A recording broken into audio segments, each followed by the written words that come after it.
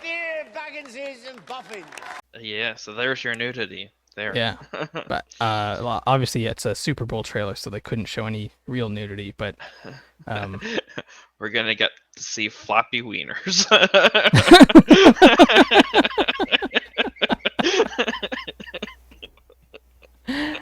yeah, hopefully.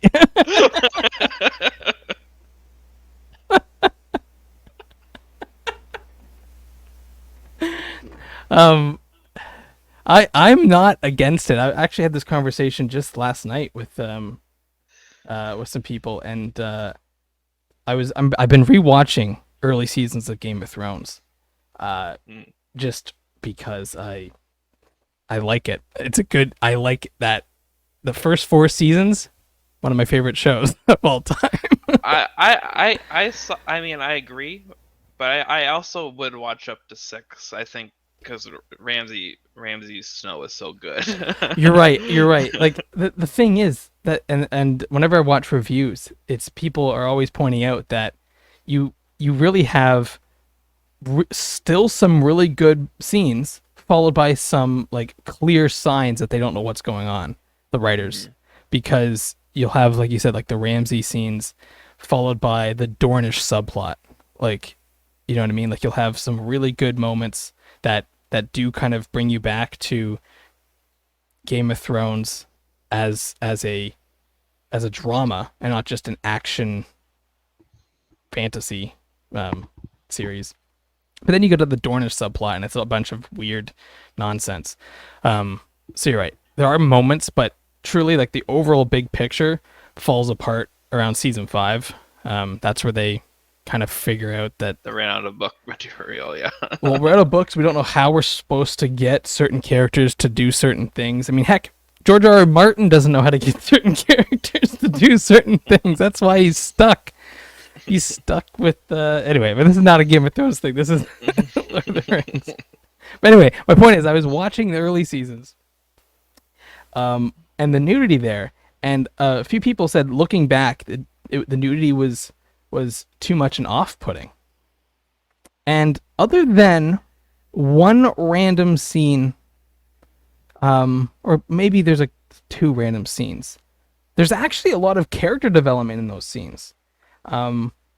And so I'm also optimistic about the nudity in Lord of the Rings, because I actually think that's partly what had a draw for Game of Thrones early on. But also they didn't just do it randomly. Like it seems random to some people, but to me, like you actually learn a lot about these characters. You're developing Theon, because there's a lot of nudity scenes with him. You're developing Tyrion. Yep. Peter Baelish is one of the scenes that people criticize because it's a lesbian scene. And they're like, that's just a nonsense scene. And I'm like, no, you get the only insight you get to Peter Baelish, Littlefinger, is in that scene. Because he doesn't partake. Because he doesn't partake, and he explains what his worldview is, which is that he cannot be a mighty lord that just triumphs by the sword.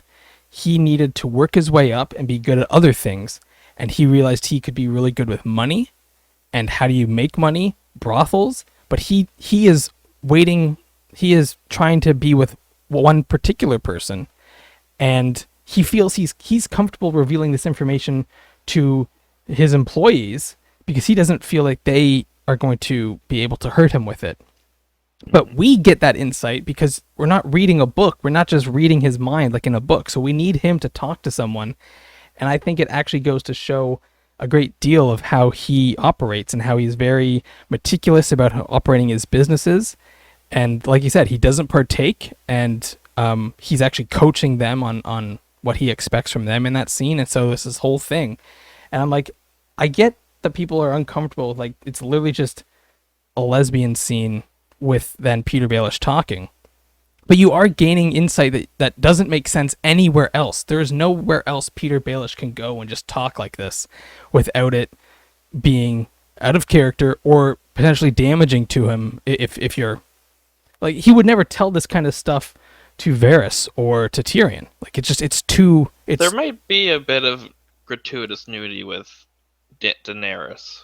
Like, there's some Yes, things we didn't need. that's why I was saying there's a few scenes where And I it's think not she needed. eventually told them to stop. If I recall, she got tired of that. I believe so. There was a rumor back then that there was one of the actresses told them that she didn't want to do nudity scenes anymore, and I think it Yeah. was her. And I agree. I think her scenes don't add anything other than the fact that she was coming out of fire, her clothes burnt away. But Right, you before need that, that. you had other scenes before that, which Stuff, like just coming out of a hot tub. Yeah, we didn't need. yeah, coming out of a hot tub. The one that I actually do defend is early on, first episode, I think. Her brother like pinches her nipple or something like that, Okay, yep. and people are like, "Well, that's gross." I'm like, "That's the point. Her brother's I know, his brother's nasty. my Like, brother's a nasty guy. yeah, like that. When he does that, when he dies, you're okay with it because of that scene. Otherwise, you wouldn't really have, like, obviously there's more scenes of him being nasty and it builds up, but you need to lay that kind of groundwork. Otherwise, people are gonna be like, "Why'd you just kill that guy?" Like, he's a good, like, like, no, we like that guy. So you need to have these scenes, and I actually think that one was worked because it allowed us both to see how he viewed her as an object, and it gave us a reason to hate him right from the get-go. So yeah, anyway, so I'm okay with nudity in these things, as long as it does serve a purpose. And I think Game of Thrones has a good example of both serving purposes and just being gratuitous, just trying to draw people into a show that has nudity because you're on HBO or something like that. I regret to announce this is the end. I bid you all a very fond farewell.